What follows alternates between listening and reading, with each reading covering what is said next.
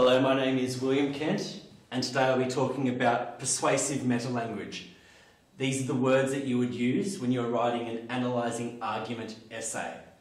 It's important to note, though, that the metalanguage I'm going to teach you is to help you in analysing argument. It is not designed to be used as a almost find a technique, describe the technique, give an example. That's not the way to write the essay.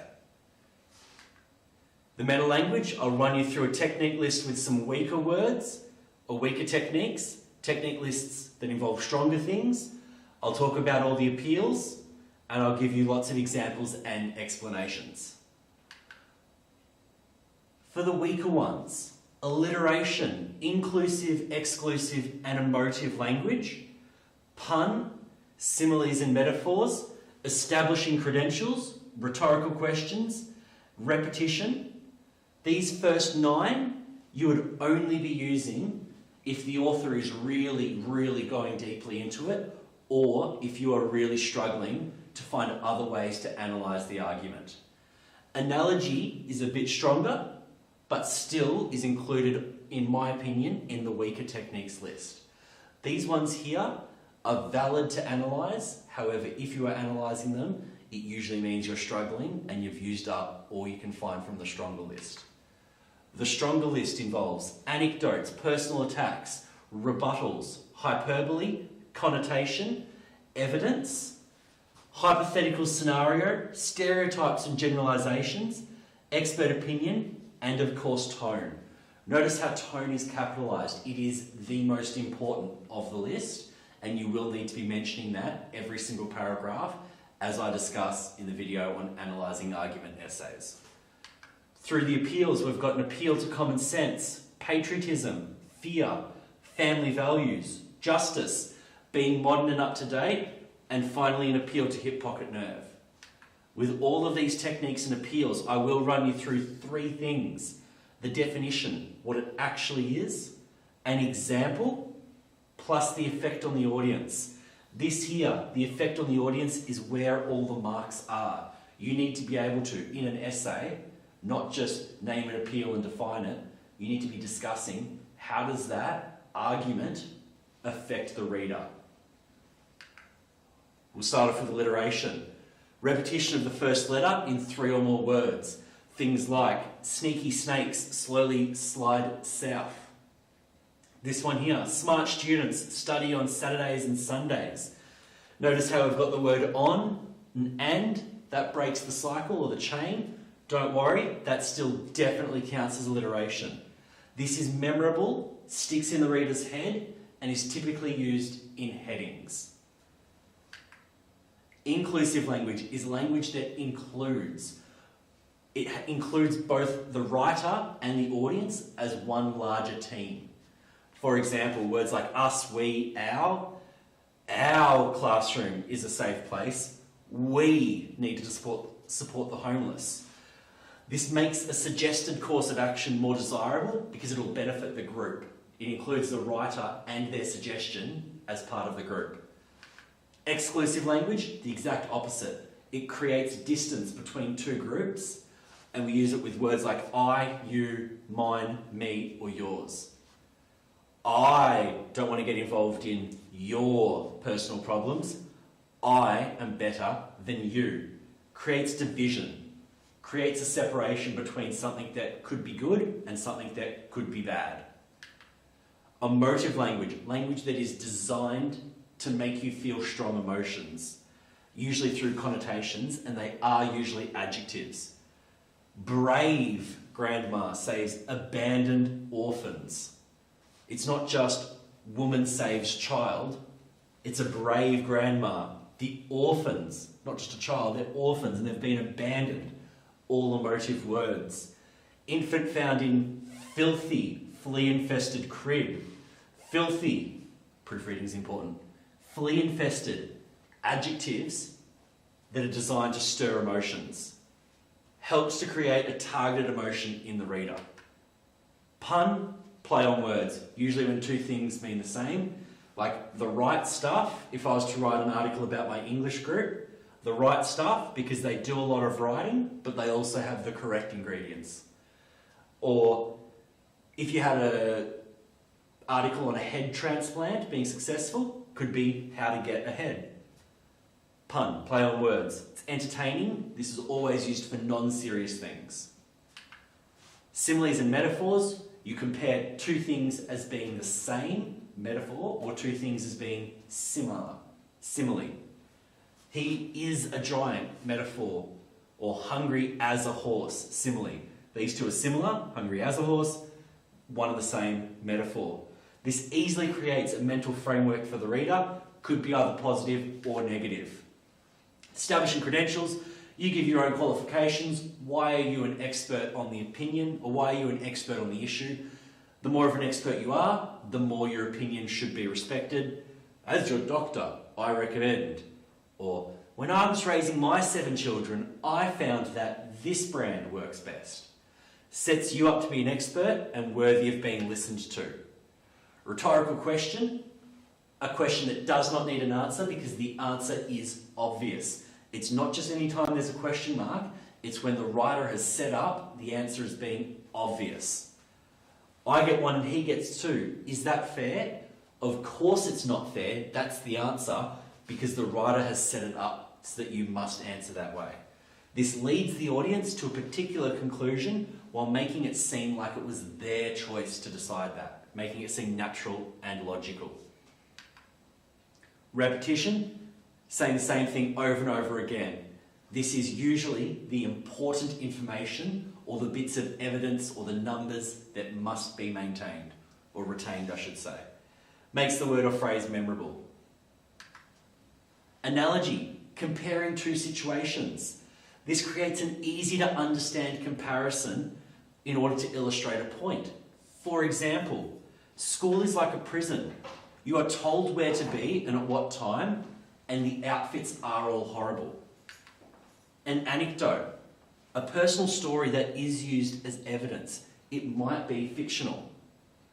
This allows the illusion of evidence when real statistics might not exist.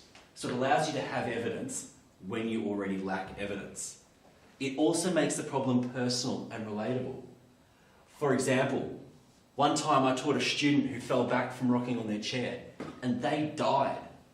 I don't actually have evidence, so I use an anecdote that could or could not be true as evidence. Personal attack. This is when you attack a person, not for their ideas or their opinions, but for their physical or their beliefs, something like that. You know, as if you would believe her. Everyone knows she's an idiot who wears glasses. It tries to make her seem not credible, not because she's uneducated or has poor opinions, but because of the way she looks. So it suggests that a person is untrustworthy without actually having to challenge their core ideas. Rebuttal. Acknowledging what the opposing argument is and then saying why it's wrong. This is a very strong technique or a very strong argument method. I know people say Subway is cheaper, but KFC is better quality. And besides, you get what you pay for. So it's acknowledging, sure, some people say that Subway is cheaper. Price is an issue. But you get what you pay for, and Subway is better quality. Sorry, KFC is better quality. So it makes the writer's opinion seem more valid and more correct because they've weighed up all sides of the argument. Hyperbole, large exaggeration. This makes the issue seem much bigger and the consequences much more important than what they perhaps actually are. Makes the issue seem far worse, and it heightens the implication of not taking action.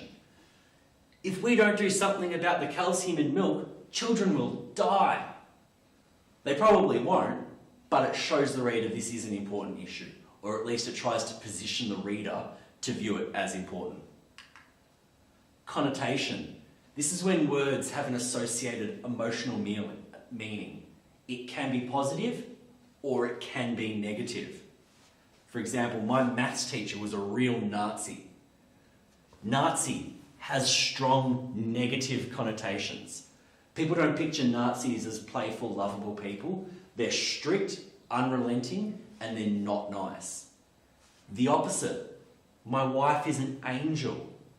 Angels have good connotations, positive. She's beautiful, she's lovely, she's caring, she's helpful.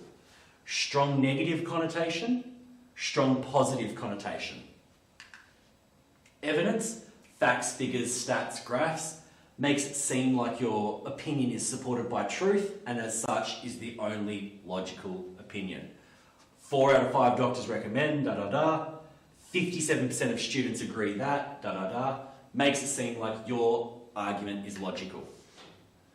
Hypothetical scenario. This is like an anecdote, using evidence when there perhaps isn't real evidence. Imagine if all students were forced to do 1 hour of homework every day. Wouldn't our average scores skyrocket?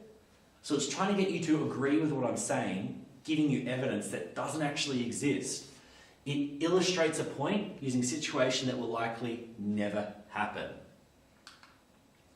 Stereotypes and generalizations, using a small example as evidence for a much, much larger group. I almost got hit by a Tasmanian. All Tasmanians are bad drivers. Of course you're good at maths. You're Asian. Most stereotypes and generalizations are an ist. Could be sexist, racist, ageist. Most of them are anti a group. It oversimplifies an issue and can play on people's already held beliefs in order to get them to follow a suggested action. Expert opinion. This is very similar to establishing credentials. If you can quote experts who agree with you, it makes it seem like your position is more credible, more valid. It's not just your opinion, it's what the highly trained specialists believe and agree with. Australia has a growing economy. Professor Evans of Melbourne Uni agrees, saying blah, blah, blah. Suddenly it's not just my opinion, the bigwigs at Melbourne Uni are also saying it. Makes it seem more valid. Tone. I could give you the definition example and the effect on the audience, like I have for the others. However, the video would go for an extra 20 minutes. Instead, consult your tone lists. Have a look at the tone words that have been given, or failing that, just Google lists of tone. You will need to mention these again and again in every paragraph. On to the appeals. Appeal to common sense. This suggests that a solution must be followed because it is common sense. It's the only logical next step. For example, come on, I don't even have an Xbox. Should we be rewarding criminals with luxury cells? It makes it seem like it's just common sense. If I can't afford an Xbox, why should my tax dollars pay for an inmate to have one in jail? It leads the audience to particular conclusions while making it seem obvious, like it's common sense. Can go hand in hand with rhetorical questions as well. Appeal to patriotism. This is your love of your own country or your belief that your country is good and so you want to support your country. All Australians wear thongs. Are you Australian? If you are Australian, yeah, you'd probably wear thongs. Or don't let your country down. Enlist today. This was from the war, suggesting that if you didn't enlist, you were personally not supporting your country. You were letting everyone else down. This attempts to make a solution more desirable as it is the best one for the country, or because it is what other people in the country are doing. Appeal to fear, making you afraid. So it suggests that people's safety, security, or possessions, like their goods and materialistic stuff, are at risk. For example, if the enemy invades, they will kill our children, trying to make you scared of a potential outcome. If you don't do your homework, I will expel you, making you scared of the consequences if you don't act swiftly. It attempts to make them fear the consequences of not following a specified course of action. In this case, do your homework. In this case, fight the enemy. Appeal to family values. This suggests that a traditional family, that is, the old model of mother, father, and 2.5 children, suggests that a traditional family with traditional family values like trust, honesty, and kindness are the best and are what's needed to keep the fabric of society together. For example, if we allow same-sex marriage, then what's next? People marrying their pets? People marrying that should read their pets? This leads the audience to believe that non-traditional families, mother, father, children, that's called the nuclear family, that non-nuclear, non-traditional families are a threat to society. Appeal to justice, also known as appeal to fairness. A sense of fairness should prevail. I see this all the time with my year 7s. Why am I getting yelled at and not her? Two people are talking and the teacher might just tell off the loudest one. They say, what? Why just me? Other people were talking. So it's this belief that everything should be fair. Everything should be even. Or why does one criminal get 6 months jail and the other gets 6 years for the same crime? They're both criminals. Why are they getting different sentences? This leads the audience to believe in an outcome because it is fair for everyone, or fair at least for most people. Or even more specific, it's fair for the particular group that the reader belongs to. Appeal to hip pocket nerve. This is all about money. Hip pocket, it's where you keep your wallet. So at your hip is your wallet, everything about money. Suggests that money is important to the situation to try to make it seem more or less desirable. This could be used either way. It could be, oh, if we do this, it'll lose money, or if we do this, it'll save money. Sure, we could give every student an iPad, but it will cost us $4 billion in the first year alone. So we could do it, but it'll cost money.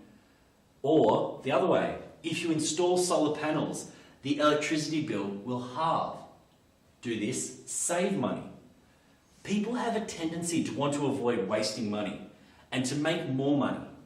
This makes some suggested actions more desirable because it results in money not being wasted. Appeal to being modern and up to date. Suggests that modern technology and practices are superior to the last versions. The iPhone 8 is so last year. I have the 9S. So the audience is more likely to follow a course of action or to buy a product or to follow a person based on the belief that they fear being left behind. They don't want to be yesterday's relic. They want to keep up to date and be part of the in crowd. This is how Apple's whole business plan operates. Some final advice. All of those, just practice, practice, practice.